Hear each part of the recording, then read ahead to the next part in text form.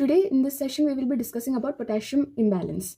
First thing that we must know is what is the normal potassium levels, that is 3.5 to 5 milliequivalents per liter. But in case of newborn, we can accept up to 4 to 6 milliequivalents per liter. And some basics about potassium metabolism: it is absorbed at GIT, that is at small intestine, and excreted through urine. Some part is also excreted through feces and sweat.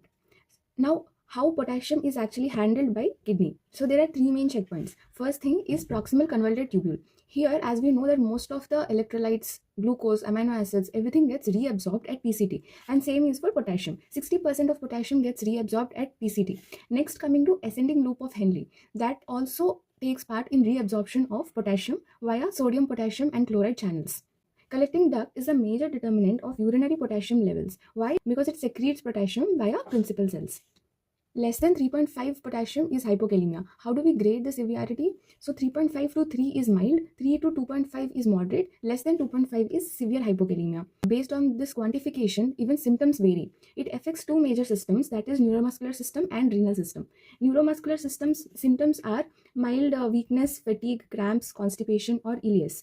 In case of severe hypokalemia, means less than 2.5 of potassium, there can be ascending flaccid paralysis, hypoventilation, rhabdomyolysis and even hypercapnia. Renal symptoms include polyuria, polydipsia, nephrogenic DI. And one more important thing that we must remember is in case of severe hypokalemia, there can be ECG changes. Now, what will be the ECG changes? Going systematically from P wave, P, QRS and T. So what happens at P wave is it will slightly peak. PR interval will be prolonged. Then coming to ST segment depression you will see. And shallow T wave. After T wave, there will be a prominent wave, that is prominent U wave, which is typical for hypokalemia. Next, coming to the causes of hypokalemia. So when there is decreased potassium reading, that can be because of two things. First, actually the potassium is depleted because of some losses, or false low reading of potassium, maybe because of some artifact, or if there is a cellular shift, means extracellular to intracellular shift of potassium. When does this shift happen? You must remember three main causes. One is alkalosis, insulin use, beta adrenergic agonist drug use. And hypokalemia with depletion, we have vomiting, diarrhea, excessive sweating, burns, or renal losses, like in case of renal tubular acidosis, any use of diuretics, that will also lead to hypokalemia. Now, how do you approach a case of hypokalemia? When we are seeing that potassium is low in the body, then first we must rule out if there is any shift of potassium from extracellular compartment to intracellular compartment. That means we have to rule out alkalosis, insulin use, beta adrenergic agonist drug use, and also in some cases if there is increase in the blood cells, potassium is shifted from extracellular to intracellular compartment. When there is total reduced potassium, then either it is because of insufficient intake or there is excessive loss. Excessive loss, it can be renal loss or extrarenal loss. How do we understand if there is a renal loss or extrarenal loss? If urinary potassium is more, how much more? More than 15 milliequivalents per liter, then it is renal loss. Also one more parameter, that is NEET-PG, means transtubular potassium gradient. If that is more than 4, then also it is a renal loss, indicative of renal loss. So how do we calculate NEET-PG? It is nothing but urine potassium by plasma potassium into plasma osmolarity by urine osmolarity. You can remember this or this. When do we see extrarenal loss? In case of GI losses, in case of diarrhea, laxative use, potassium binders, and losses through sweat. This is one rule that we must remember. In case of alkalosis, potassium is usually low. There are some conditions where potassium is low, but there is metabolic acidosis. There are only 4 conditions. First thing is renal tubular acidosis type 1 and type 2. Second thing is carbonic anhydrase inhibitor. Next, diabetic ketoacidosis and ureterosigmoid diversion. There are some conditions in case of hypokalemia where there will be variable acid-base status. Those examples are like in case of drug use like antibiotics, polyuric disorders, saline diuresis, magnesium use, congenital or acquired potassium wasting, and also in case of leukemias. Our classical hypokalemia with metabolic alkalosis. Next, what do? You see urine chloride, if it is more than 15 or less than 15. If it is less than 15, that hypokalemia is mostly due to chloride deficiency. So, chloride deficient diet or any loss because of GI losses or sweat loss of chloride.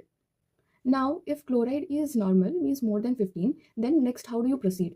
Next, you see the BP of the patient. If there is hypertension or low or normal BP. In case of low or normal BP, there are conditions like, first you have to think of hypovolemia, recent diuretic use, Bartter and Gitelman syndromes. In case of hypertension with hypokalemia, Then we will see PRA value. Now what is PRA? Plasma renin activity. If that is less than 0.5 or more than 0.5. If it is more than 0.5, means the cause is mostly renal parenchymal disease, renal tumors, renovascular diseases, pheochromocytoma, and excessive ACTH or glucocorticoids. Now if PRA is less than 0.5, next we will see aldosterone and DOC value. What is DOC? Deoxycorticosterone values and aldosterone. If DOC is high, then you have to think of CAH. Now if aldosterone is high and there is low to normal DOC, then it is primary aldosteronism, means in case of tumors or GRAs. Next, if there is low aldosterone with low to normal DOC, then you must not miss these causes: Liddle syndrome, excessive ACTH or glucocorticoids, exogenous mineralocorticoids use, and this gives us an overview of how to approach a case of hypokalemia. Next, coming to management. How do you manage? So first thing is we have to check the renal function. Why? Because potassium should be used with caution in renal function. Most important thing, if there is any fluid deficit or any volume deficit, we have to correct the volume deficit. Next step is check for any underlying cause that is leading to hypokalemia, like use of diuretics is the most important thing that we should not miss. After that, if hypomagnesemia is present, then you must correct it. Then coming to the potassium correction. We can give potassium by two routes. One is oral, one is intravenous. Oral is definitely safer option, but we cannot use it in case of moderate or severe hypokalemia. So in case of mild hypokalemia, we can consider oral. In non-life-threatening conditions, we consider oral. So what do we give? Pot chlor. We give syrup pot chlor, which is 10% KCl.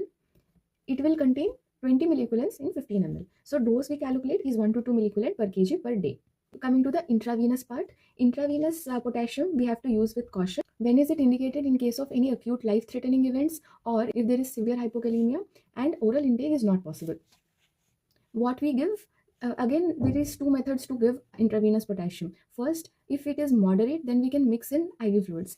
Maximum amount we can give is 40 milliequivalents per liter in peripheral line and up to 60 milliequivalents in central line. Now in case of severe hypokalemia, we require to give acute correction.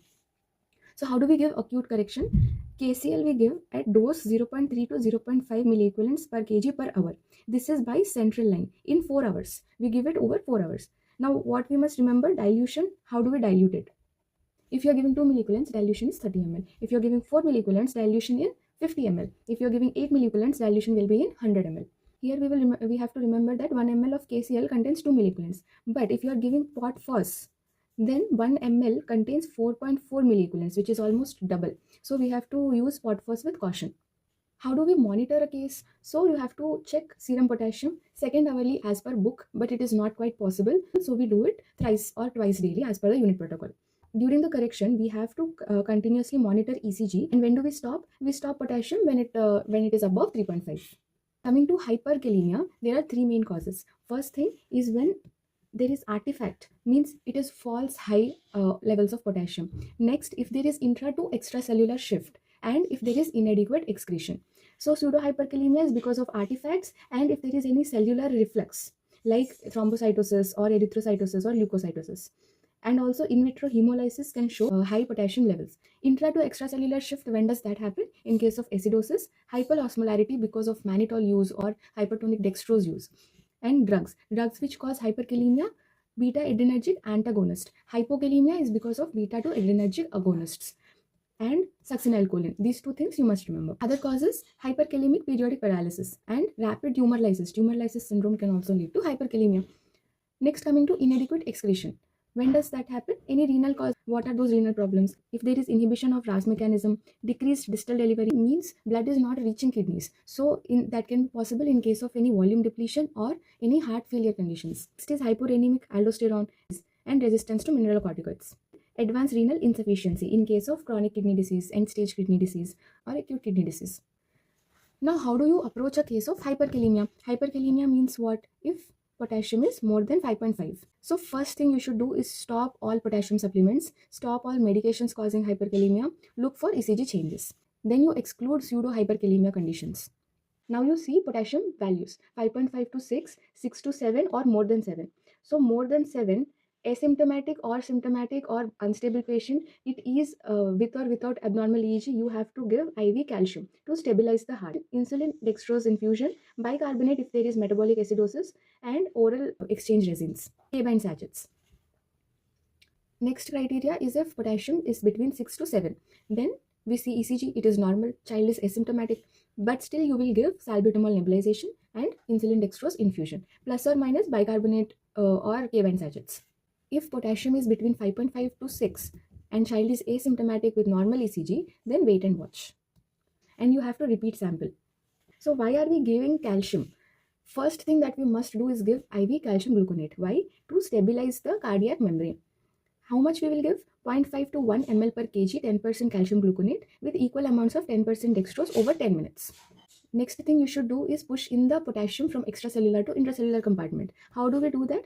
With use of insulin. Insulin shifts potassium into the cell. So how much we will give? 0.1 unit per kg of insulin of 25% dextrose or 5 ml per kg of 10% dextrose over 15 to 30 minutes. Next, beta-2 agonist like salbutamol is effective and it is most commonly used. Nebulization, how much we will give? 2.5 mg if less than 25 kg and 5 mg if more than 25 kg. Next, you must remove excess potassium from the body. That is done by exchange resins, cation exchange resins, K-band sachet. And diuretics, if still worsens, then we can go for hemodialysis. This is everything you must know about potassium imbalance, how to manage a case of hyper or hyperkalemia. If this video was useful, do subscribe for further such videos. Thank you.